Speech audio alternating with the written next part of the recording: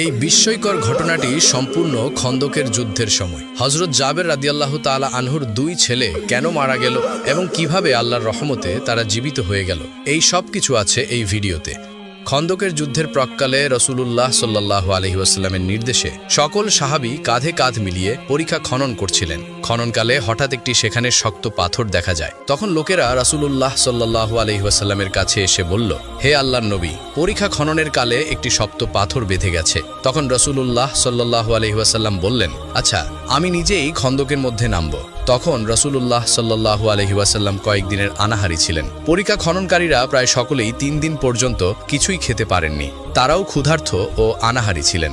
এরপর রাসূলুল্লাহ সাল্লাল্লাহু আলাইহি ওয়াসাল্লাম একটি কোদাল হাতে নিয়ে পাথরটির উপর আঘাত করলেন। সাথে সাথে পাথরটি চূর্ণ বিচূর্ণ হয়ে বালুকণায় পরিণত হয়ে গেল।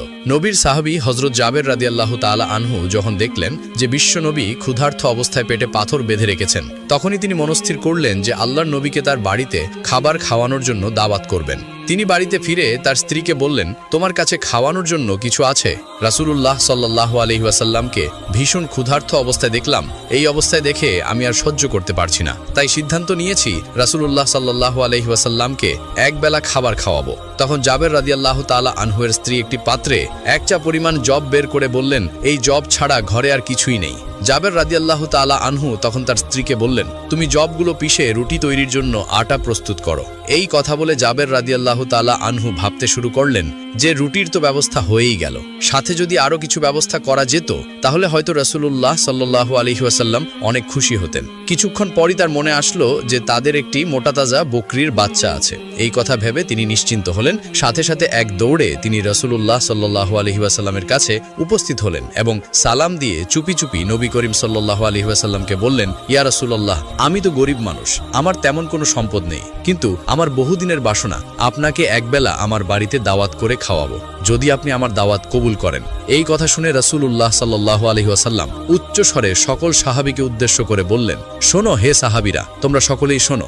আজকে আমার জাবের আমাদের তার বাড়িতে খাবার খাওয়ার জন্য দাওয়াত করেছেন।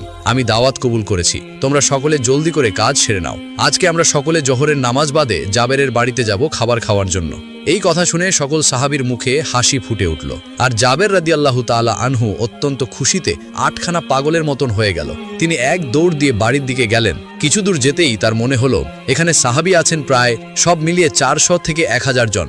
আমি গরিব মানুষ, আর ঘরে তো এত মানুষের খাবার খাওয়ানোর মতো পর্যাপ্ত খাদ্য নেই, তাহলে কি হবে? তখন জাবের রাদিয়াল্লাহু তাআলা আনহু ঝড়ের গতিতে আবারও রাসূলুল্লাহ সাল্লাল্লাহু আলাইহি সাল্লামের কাছে আসলেন। তখন নবীকে দেখে বিনীতভাবে